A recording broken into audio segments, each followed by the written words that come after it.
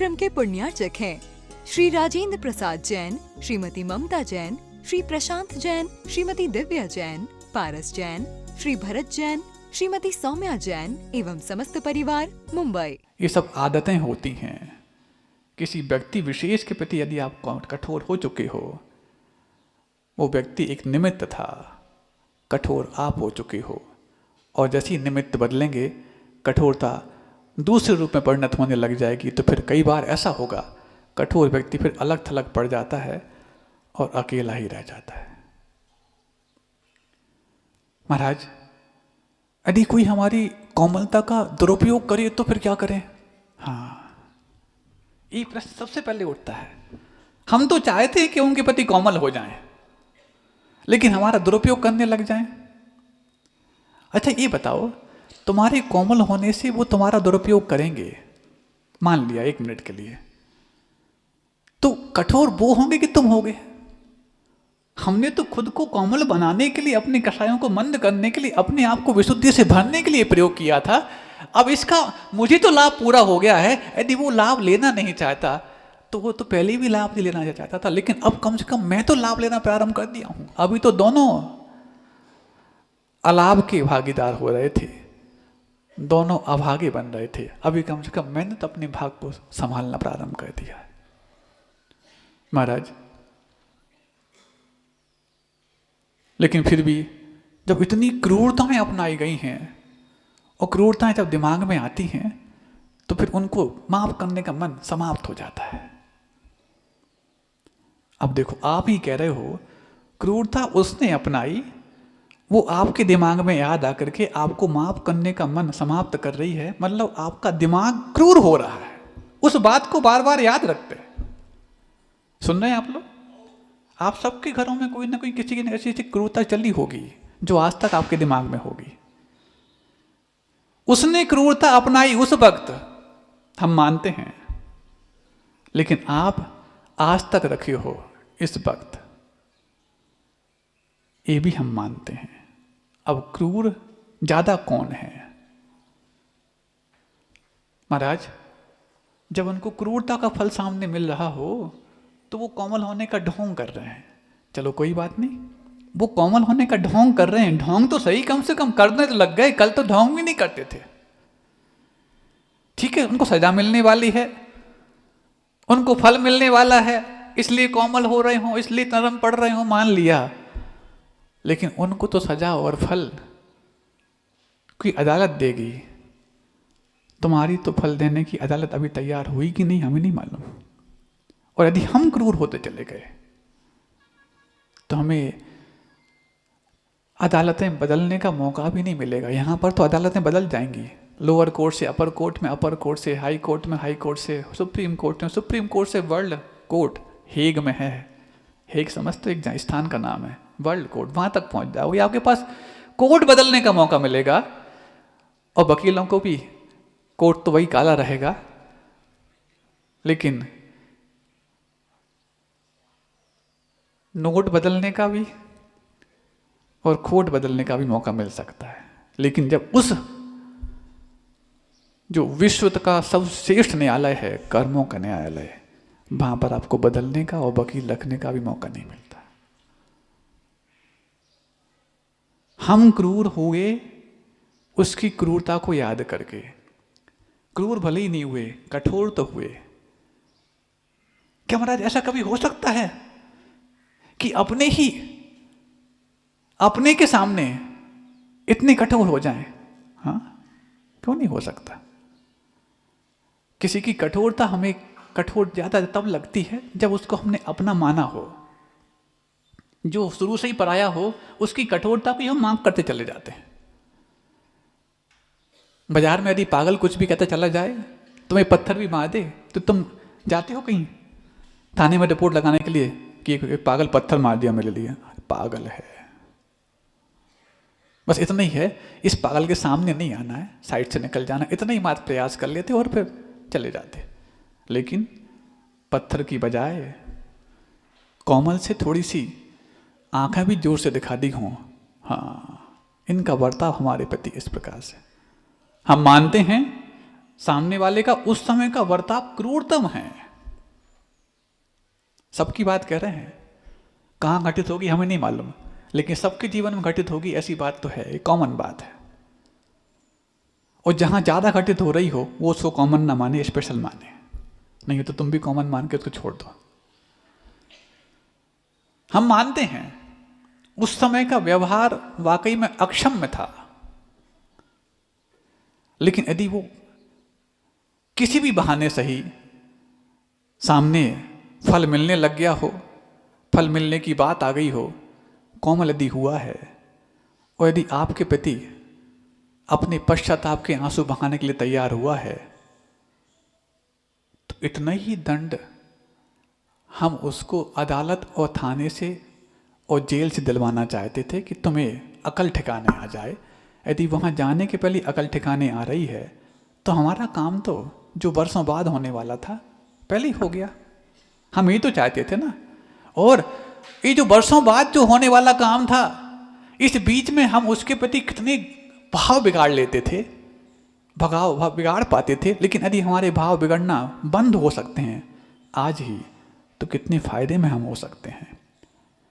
भाव किसी के लिए भी बिगाड़ो, भाव तो तुम्हारा ही बिगड़ने वाला है। फिर से बोलें, भाव किसी के लिए भी बिगाड़ो, भाव तुम्हारा ही बिगड़ने वाला है। और जब उसके उस समय के एक बार के क्रूर भाव उसके भाव बिगाड़ने के लिए पर्याप्त हो चुके हैं, तो कर्म तो दंड उसको देगा ही, लेकिन कम से कम तुम दंड दे करके नए कर्म दंड के लिए तैयार तो मत हो।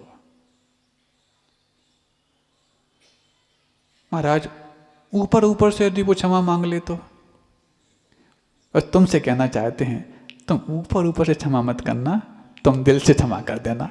उसको भी समझ में आ जाएगा कि मैंने तुझे ऊपर से मांगी थी, अब मुझे दिल से भी मांगना चाहिए। क्या इतना विराट दिल तुम्हारा हो सकता है? कोई भी रिश्ते के प्रति बोलना चाह रहे हैं, आज रिश्तों की संवेदनाओं को मापने का उपक्रम दोपहर को है। हो सकता है कुछ लोग, किसी को पता लग रहा हो कि आज वो मेरा सम्मान कर देगा जो कल मेरे लिए अपमान किया था, वो आने का प्रयास ना करें।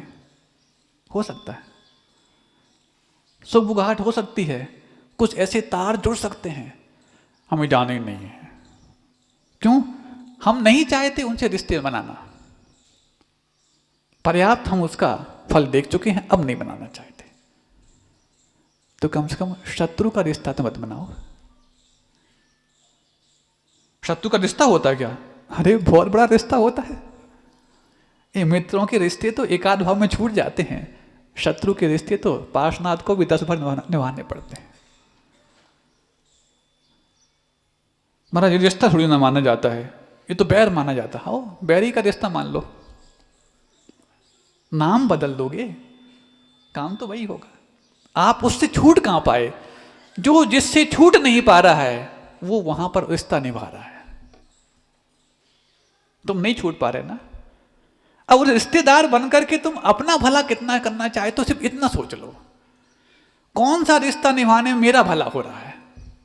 बिल्कुल स्वार्थी बन जाना। आज हम नहीं कह रहे तुम परमार्थ का काम करो, परोपकार का काम करो, तुम स्वार्थी बन जाना। कौन सा रिश्ता मैं निभाऊंगा जिसमें मेरा भला हो जाएगा?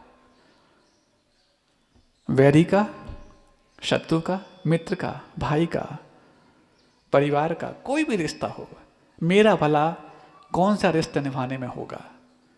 और छोटा मोटा भला नहीं, कुछ समय का भला नहीं, स्थायी भला। बाकी सारे काम तुम स्थायी करते हो। दुकान भी चाहिए हो तो स्थायी बाजार में स्थायी दुकान मिले, भले ही हम कितना भी पैसा खर्च कर जाएं, सारे काम तुम स्थायी करते हो, तो रिश्तों के बारे में अस्थायी क्यों होते हो? महाराज कहना क्या चाह रहे हैं आप? पता नहीं, शब्द तो हिंदी के ही है ना कि दूसरी भाषा के? और जो इन शब्दों में से वो भाव ढूंढ लेगा, वही आज अपने अंदर इन संवेदनाओं को ढूंढ करके आज के कार्यक्रम में सबसे बड़ा अवसर प्राप्त कर लेगा।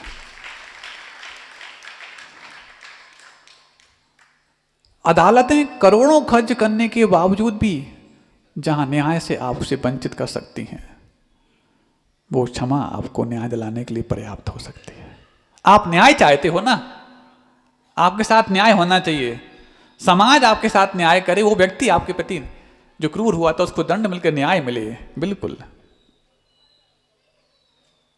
यदि वो दंड जो अदालत ने दे दिया, वो दंड भोगने के लिए चला भी गया, लेकिन आपके प्रति वहां जाकर के भी उद्दंड होने की प्रक्रिया जारी रखे हुए है। कब तक तुम सजा दिलाओगे? उसके बाद वो बाहर आकर के उद्दंडता का विराट रूप प्राप्त कर लेगा, तो फिर नई तरीके शुरू हो जाएंगे, फिर नए रिश्ते पैदा हो जाएंगे। अभी तो शत्रुता का था, बैरी का था, फिर जाकर के जात बैरी बन जाएगा। जात बैरी समझते हो आप लोग? ऐसे सर्प और न्यूला ये जात बैरी होते हैं। बिल्ली और चूहा ये जात बैरी होते हैं। ये जात बैर कई भावों तक चलता।